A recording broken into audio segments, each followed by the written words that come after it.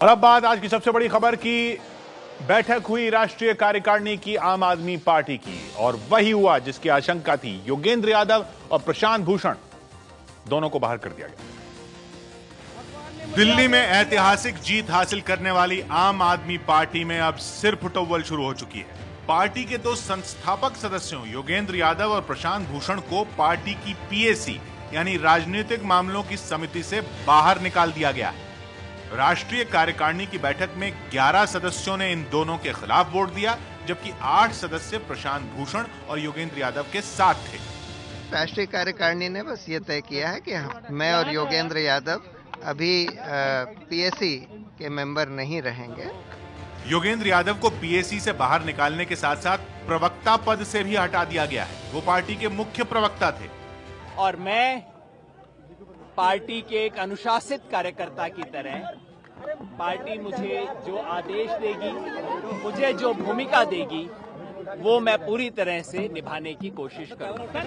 दूसरी तरफ राष्ट्रीय कार्यकारिणी के फैसले की जानकारी देते हुए कुमार विश्वास ने कहा कि अरविंद केजरीवाल पहले की तरह राष्ट्रीय संयोजक के पद पर बने रहेंगे। पार्टी ने और पार्टी के एनी ने ये प्रस्ताव भी पास किया कि पार्टी के दो वरिष्ठ साथी श्री योगेंद्र यादव जी और श्री प्रशांत भूषण जी पीएससी की जिम्मेदारियों से मुक्त करके नई जिम्मेदारियां दी जाएं जो तय की जाएंगी। कुमार विश्वास प्रशांत भूषण और योगेंद्र यादव को नई जिम्मेदारी देने की बात कह रहे हैं, लेकिन जिस तरह से उन्हें पीएससी से बाहर का रास्ता दिखाया गया है, उसके बाद सबकी नजर उनके अगले कदम पर टिकी है। कोई जिम्मेदारी और दी गई है, ऑल्टरनेटिव जिम्मेदारी? वो सब बाद में तय होगा। वो सब मेजॉरिटी ऑफिशियल स्पोक्स पर्सन। देखिए, ये तो मेजॉरिटी डिसीजन है। जो भी मेजॉरिटी डिसीजन होता है राष्ट्रीय कार्यकारिणी का, वो मान्य होता है। इस पूरे विवाद की शुरुआत तब हुई जब आम आदमी पार्टी के कुछ नेताओं ने आरोप लगाया था कि प्रशांत भूषण और योगेंद्र यादव अरविंद केजरीवाल को राष्ट्रीय संयोजक के पद से हटाने के लिए साजिश कर रहे थे। हालांकि अरविंद केजरीवाल ने एक शख्स एक पद की नीति पर चलते हुए खुद राष्ट्रीय संयोजक पद से इस्तीफा देने की पेशकश की थी। उन्होंने 26 फरवरी को मौखिक और 27 फरवरी को लिखित इस्तीफा भी दिया था। लेकिन अब टीम केजरीवाल ने साफ कर दिया है कि अरविंद केजरीवाल सीएम के साथ साथ संयोजक भी बने रहेंगे। अरविंद का इस्तीफा राष्ट्रीय कार्यकारिणी ने नामंजूर कर दिया। आम आदमी पार्टी के तो चाणक्य कहे जाते हैं, कहे जाते थे, नहीं कह सकते अभी, पार्टी में तो है ही, कहे जाते हैं योगेंद्र यादव।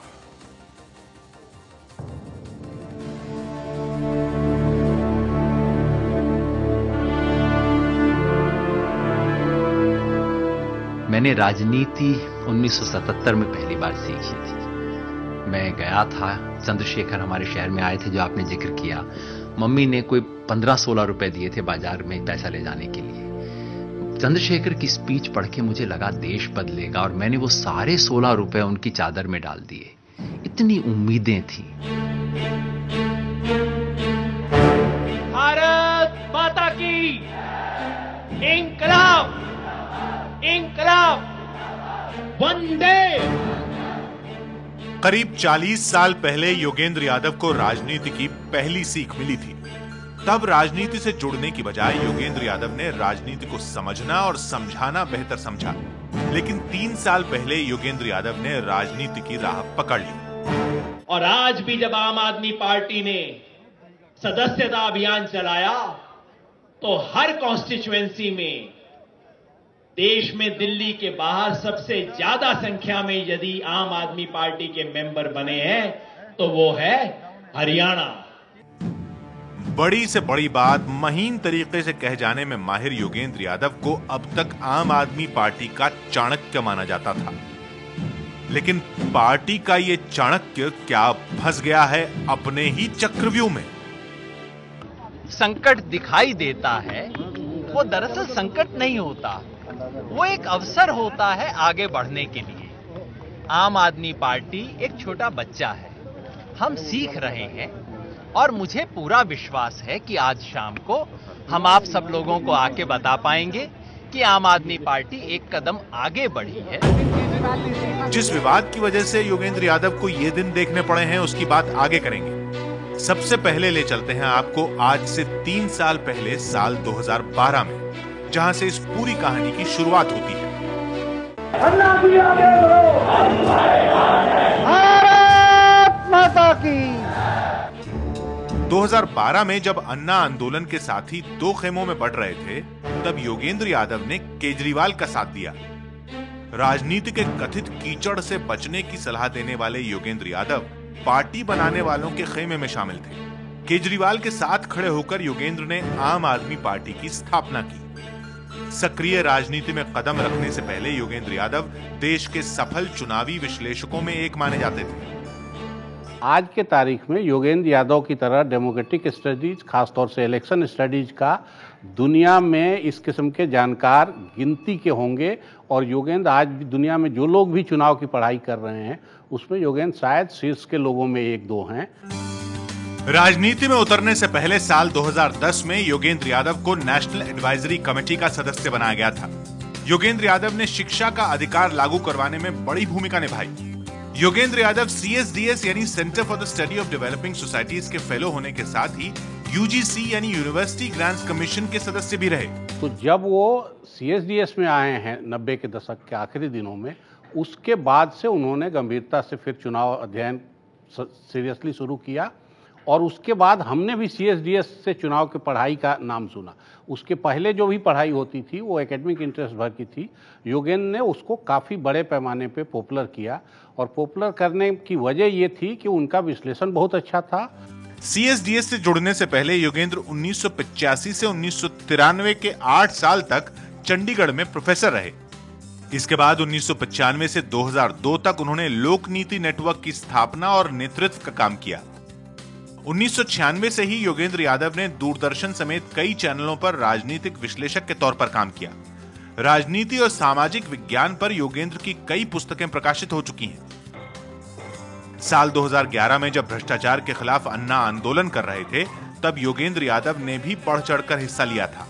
इसके बाद जब पार्टी बनी तो योगेंद्र यादव को उन 9 लोगों की पॉलिटिकल अफेयर्स कमेटी में शामिल किया गया, जो पार्टी में फैसलों के लिहाज से सबसे बड़ी कमेटी है। लेकिन अब उस कमेटी से योगेंद्र को निकाल दिया गया है। पार्टी के 2 वरिष्ठ साथी श्री योगेंद्र यादव जी और श्री प्रशांत भूषण जी, उन्हें PSC की जिम्मेदारियों से मुक्त करके नई जिम्मेदारियां दी जाए जो तय की जाएंगी। हरियाणा के रेवाड़ी के रहने वाले योगेंद्र यादव अभी तक पार्टी में PSC के सदस्य के साथ साथ पार्टी के मुख्य प्रवक्ता और हरियाणा के प्रभारी थे। पिछले साल गुड़गांव से लोकसभा चुनाव लड़कर चौथे नंबर पर रहे थे। पिछले साल लोकसभा चुनाव के दौरान ही विवाद की शुरुआत हुई थी। आरोप लगे कि एक व्यक्ति एक पद का हवाला देकर केजरीवाल को पार्टी के संयोजक पद से हटाने के लिए इन्होंने साजिश रची। सबूत जुटाने के लिए पार्टी ने एक पत्रकार का कथित तौर पर स्टिंग भी किया। लेकिन इतना सब होने के बाद सुबह से उम्मीद की जा रही थी कि मामला सुलझ जाएगा। आशीष खेतान के बयान से ऐसे संकेत भी मिले थे। का ये काम होगा कि वो एक्सपर्ट से, दिल्ली की जनता से, दिल्ली के तमाम वर्गों से संवाद करें, उनकी रिकमेंडेशंस लें, उनके सजेशंस लें। लेकिन ऐसा नहीं हुआ और अरविंद केजरीवाल के खिलाफ आवाज उठाने वाले प्रशांत भूषण और योगेंद्र यादव को बाहर का रास्ता दिखा दिया गया। योगेंद्र यादव के समर्थन में 8 वोट पड़े, जबकि 11 लोगों ने प्रशांत भूषण और योगेंद्र यादव को PSC से बाहर करने का वोट दिया। अब नजर इस बात पर है कि आम आदमी पार्टी के इस चाणक्य की अगली चाल क्या होगी। योगेंद्र यादव के साथ संस्थापक सदस्य प्रशांत भूषण को भी पॉलिटिकल अफेयर्स कमेटी से बाहर कर दिया गया। प्रशांत भूषण आम आदमी पार्टी के संस्थापक सदस्यों में से एक हैं। उनको भी बाहर निकाला गया। पूर्व कानून मंत्री शांति भूषण के बेटे हैं प्रशांत भूषण। अन्ना आंदोलन में सक्रिय रहे। आंदोलन के बड़े चेहरों में प्रशांत भूषण का नाम भी आता था। मंच पर प्रशांत भूषण भी अरविंद केजरीवाल के बराबर बैठते थे। जम्मू कश्मीर में जनमत संग्रह करने के पक्षधर रहे हैं और ये जो उन्होंने बात कही थी, इसको लेकर विवाद भी काफी हुआ। पार्टी ने कहा कि हमारा मत नहीं है, प्रशांत भूषण का मत है। लेकिन इसके बावजूद हर प्रेस कॉन्फ्रेंस में, जो बड़ी प्रेस कॉन्फ्रेंस जिसमें कानूनी पहलू पेश करने होते थे, प्रशांत भूषण जरूर नजर आते थे। आज उनको ही PSC से बाहर कर दिया गया।